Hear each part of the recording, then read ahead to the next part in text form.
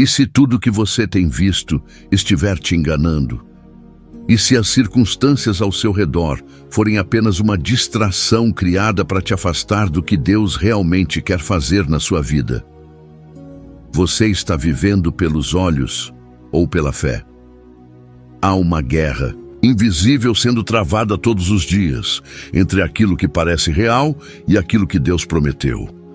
A maioria das pessoas vive presa no que vê, mas quem vive pela fé enxerga o impossível antes que ele aconteça. Você já se perguntou, por que sua vida parece travada mesmo você orando, mesmo crendo? E se eu te dissesse que o que está te impedindo não é o inimigo, é aquilo que você está vendo? Sim, os olhos podem mentir, a lógica, a razão, o medo. Tudo isso grita o contrário do que Deus prometeu. Mas a fé, a verdadeira fé, ela enxerga onde ninguém mais vê. Enquanto uns desistem, os que vivem por fé continuam, mesmo no escuro. A Bíblia não diz, o justo viverá por vista. Diz, o justo viverá pela fé. Se você continua esperando sentir segurança, sinais ou garantias visíveis para avançar, cuidado, você pode estar perdendo a maior colheita da sua vida. Porque no reino de Deus, primeiro você crê, depois você vê. E hoje, esta mensagem é para quem está pronto para sair do barco e andar sobre as águas. Este é o chamado, viva por fé. Ou continue preso ao que seus olhos limitados conseguem ver. Se você está cansado de viver limitado pela lógica, pelo medo, pelas más notícias, então você precisa assistir até o fim, porque neste vídeo você vai descobrir por que viver por vista pode estar te roubando milagres e como dar o passo que falta para ativar o sobrenatural de Deus na sua vida. Não é apenas um vídeo, é um chamado para viver como os heróis da fé, porque ver não é crer, crer é ver. Antes de continuar, quero te fazer um convite sincero e que pode mudar a sua jornada, se algo dentro de você está despertando. Se você sente que Deus está te chamando para sair do raso e mergulhar mais fundo, então este canal é para você. Aqui cada mensagem é mais do que palavras, é direção do céu para quem quer viver por fé e não apenas por vista. Este não é um lugar para alimentar o ego. É um espaço de cura, de confronto, de transformação. Se o seu coração anseia por mais de Deus, se você está cansado de viver pela lógica e quer aprender a caminhar com os olhos fechados, confiando apenas na voz do Espírito, então inscreva-se agora, ative o sininho, porque cada vídeo aqui pode ser a resposta que você orou por tanto tempo. Não caminhe sozinho, porque a fé cresce em comunhão, e o que está por vir é apenas o começo. Vamos começar com a passagem bíblica mais conhecida sobre fé, que está em Hebreus 11, versos 1, 2 e 6. Diz assim: Ora, a fé é a certeza daquilo que esperamos e a prova das coisas que não vemos. Pois foi por meio dela que os antigos receberam bom testemunho.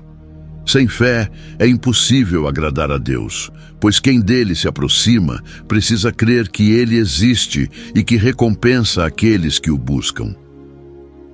Algo que precisa ficar muito claro na sua mente é que Jesus nunca disse que seria fácil, mas ele fez uma promessa para nós. Ele diz: pode ser leve, porque eu já troquei de fardo com você. Eu já troquei de lugar com você na cruz. Aquilo que eu merecia por parte do meu Pai, eu entreguei para você. Se cada um de nós perdesse tudo, mas não a fé, não perderia nada. A fé é a chave que move o sobrenatural. A fé é aquilo que faz com que alguém que não tem nada aos olhos dos homens viva como quem já recebeu tudo aos olhos de Deus. Se você se agarrar na fé que Deus lhe deu, nada vai ser impossível na sua vida. Se você entender as palavras que vou falar nesta mensagem, isso poderá mudar tudo na sua vida. Uma palavra libera o destino, uma palavra ressuscita mortos, e creio que Jesus falará ao seu coração. Um dos maiores milagres do Evangelho não é quando Jesus ressuscita os mortos, é quando Jesus ressuscita os vivos. Você sabe a razão pela qual as pessoas não conseguem o que querem? É porque, na verdade, elas não sabem o que realmente querem, e quando sabem, não possuem a fé suficiente para trazê-lo à existência. A fé não é a constatação do que está acontecendo, é a declaração do que vai acontecer. Um exemplo: se o seu ambiente de trabalho estiver péssimo, comece a declarar que ele será transformado, porque, na verdade, não tem a ver com aquilo que o cerca, mas sim como você vê aquilo que o cerca. O que acontece muitas vezes é que você já está no lugar com que um dia sonhou que lhe traria plenitude, mas agora está ansioso por um novo futuro. E quando esse futuro chegar, você ficará ansioso por causa do próximo futuro. Infelizmente, estamos sempre adiando a felicidade. Porém, Jesus diz para nós que a felicidade não está em nossas conquistas, mas sim na presença dele. Não tem a ver com as estações em que você vai chegar, tem a ver com aquilo que você já está vivendo agora. O seu posicionamento hoje define aonde você pode chegar. O limite de ter uma vida em plenitude está ligado à sua fé. Existem momentos em que nós clamamos para que Deus mande a chuva, mas nós nem preparamos a terra ainda. Deus nos diz que, se Ele mandar a chuva do jeito que estão os nossos campos, destruirá a nossa plantação em vez de nos abençoar. É preciso estar pronto. Prepare-se para receber aquilo que Deus quer derramar. Posicione-se na direção do milagre. Você sabe por que a fé nos convida a tratar as coisas que não são como se já fossem? Porque alguém que ainda não é rei, mas já se porta como tal, está preparado para subir ao trono. Temos o exemplo de Davi. Ele era improvável, desconhecido. Até para os seus pais e irmãos, ele era invisível. Mas a partir de certo dia, aos olhos de Deus, Davi já estava no trono. Aos olhos dos homens, Saul estava no trono, mas aos olhos de Deus, o trono estava vazio, porque o rei que era para ocupá-lo por direito ainda não havia se assentado lá. Portanto, não se mova por aquilo que vê. Por vezes você olha para uma situação e enxerga o impossível, mas aos olhos de Deus, essa situação já foi vencida. Se você der os seus passos de fé, os céus vão reagir ao seu movimento. Os céus estão prontos para reagir à sua casa, mas a sua casa precisa dar os primeiros passos. O Evangelho não tem a ver com conforto, tem a ver com propósito. Não faça das suas crises o seu devocional. Uma pessoa que está sem esperança, acorda, toma café e fica horas assistindo ao jornal. Depois disso, quando sai para trabalhar, tem a perspectiva de que o mundo está desmoronando devido a tanta violência a que ela assistiu. Essa pessoa fica com a sensação de que tudo está errado. E isso parte da influência do que acabou de ver nos meios de comunicação. Entenda que o céu não está em crise e que você precisa fazer a sua escolha. Ou as realidades do céu entram na sua casa, ou os seus olhos vão ditar para onde você pode ir. Josué 1:9 diz: Isto é uma ordem, sê firme e corajoso. Não te atemorizes, não tenhas medo, porque o Senhor está contigo em qualquer parte para onde fores. Isso é um princípio. A segurança que você tem não está nos lugares aonde você vai, mas em quem vai com você até lá. A ansiedade é o mal do século. Ela é o resultado natural de centralizarmos as nossas esperanças em qualquer coisa menor que Deus. Se a sua expectativa está no seu trabalho, na promessa de homens, a ansiedade vai governar a sua história. Agora, se a sua expectativa está em Deus, você precisa ter consciência de que Ele é suficiente para tocar em qualquer esfera da sua vida e mudar a sua história. Então, quando você confia que Deus pode todas as coisas, descansará debaixo dessa certeza. Se nós sabemos que Deus pode todas as coisas, por que acreditamos que Ele só vai tocar em algumas delas?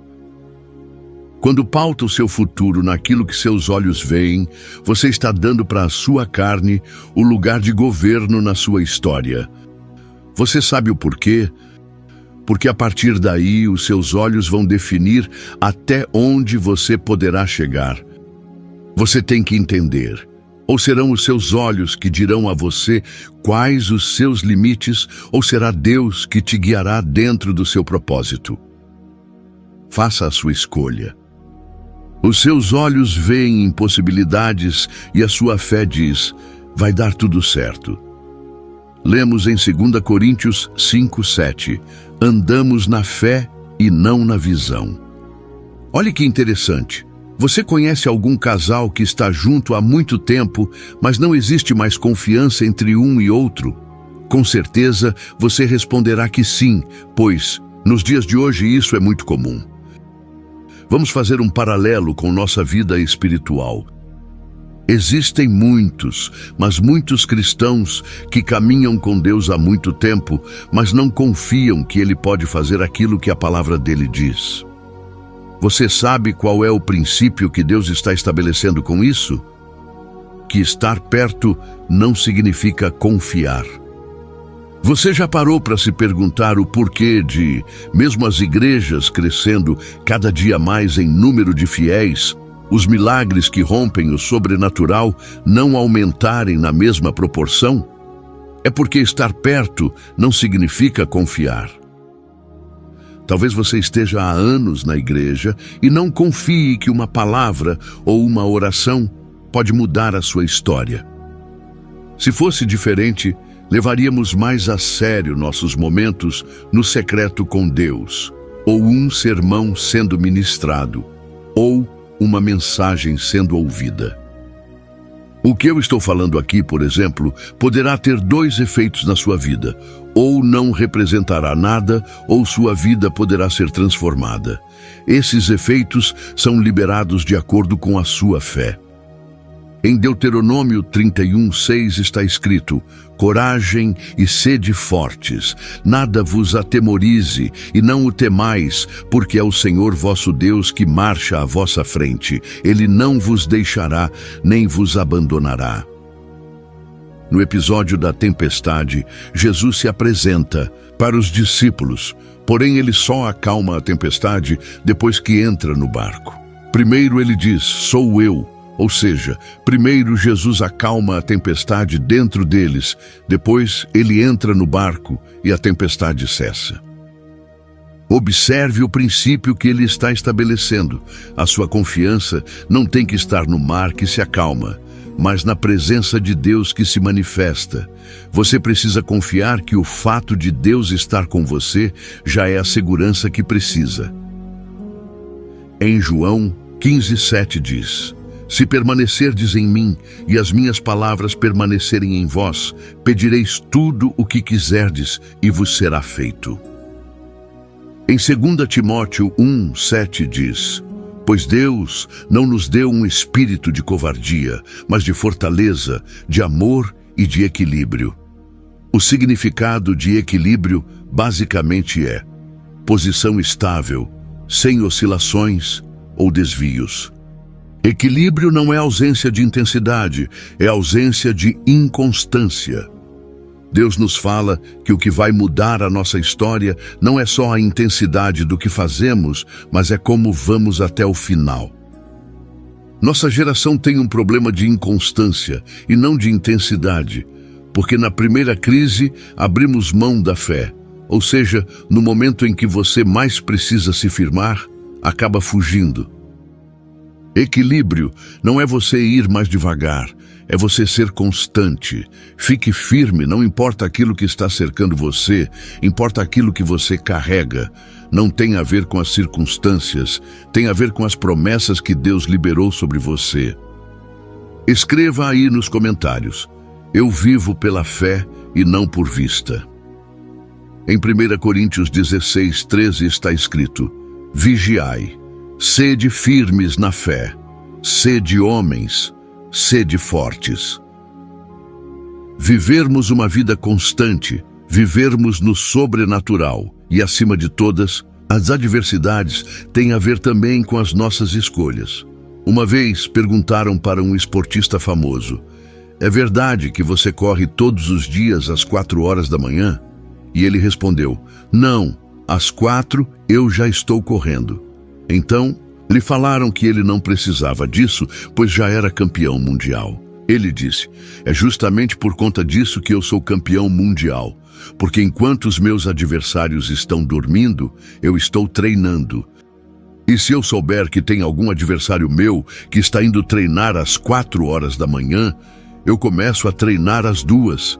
Se eu souber que alguém está treinando às 2 horas da manhã, eu não vou mais dormir para poder treinar. Sabe por quê? Porque vencer não é uma responsabilidade deles, é uma responsabilidade minha. Precisamos lembrar que ninguém vai fazer por nós aquilo que precisamos fazer. Ninguém vai levar os nossos filhos para passear.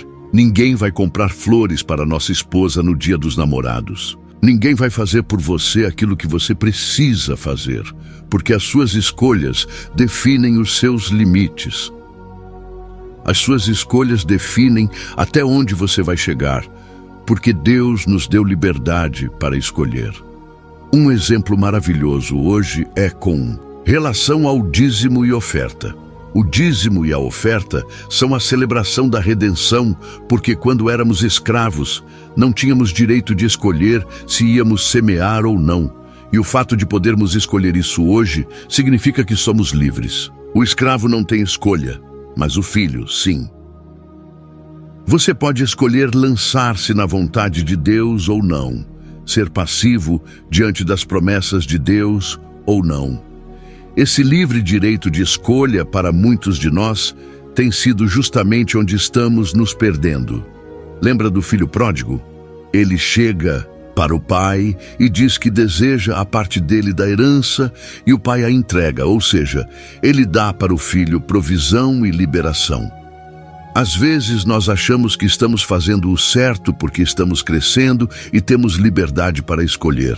Só que o fato de Deus nos dar a liberdade de fazer escolhas não significa que Ele aprova todas elas. O maior fracasso que o homem pode ter é ter sucesso onde Deus não aprova. Às vezes nós estamos cansados por buscarmos sucesso onde Deus não enxerga sucesso para nós. Por exemplo, a história de Paulo, para nossa geração, seria um dos maiores exemplos de fracasso que a Bíblia retrata, pois ele não foi milionário e morreu sozinho. Se analisarmos os critérios que usamos atualmente para o sucesso, eles podem ser completamente diferentes daquilo que é certo para Deus. Talvez você esteja se cansando, tentando alcançar algo que já recebeu e nem percebeu. O que importa para Deus não é o castelo que construímos, mas é onde buscamos refúgio quando ninguém nos vê. Não tem a ver com aquilo que nós construímos para chegar até Deus. O Evangelho tem a ver com aquilo de que Ele abriu mão para chegar até nós. O que você constrói para Deus não determina quem você é. Ele o ama por quem você é e não por aquilo que você faz. Sem perceber, vamos tentando moldar Deus e acreditamos que Ele só pode fazer segundo aquilo que já fez em nós. Mas entenda, antes de você existir, Ele já era Deus e continua sendo. Não tente diminuir Deus segundo as suas experiências pessoais. Não é porque Deus ainda não fez algo que você desejava que Ele não pode fazer. A grande questão é que, de acordo com o Evangelho, Deus só pode tocar nas áreas que você expuser e reconhecer que precisa dele. Jesus veio para os doentes, não vai tocar naqueles que acham que não precisam dele. Evangelho não é para quem acha que precisa, é para quem sabe que precisa. Precisamos nos comprometer com o nosso destino profético mais do que nos comprometemos com as nossas desculpas.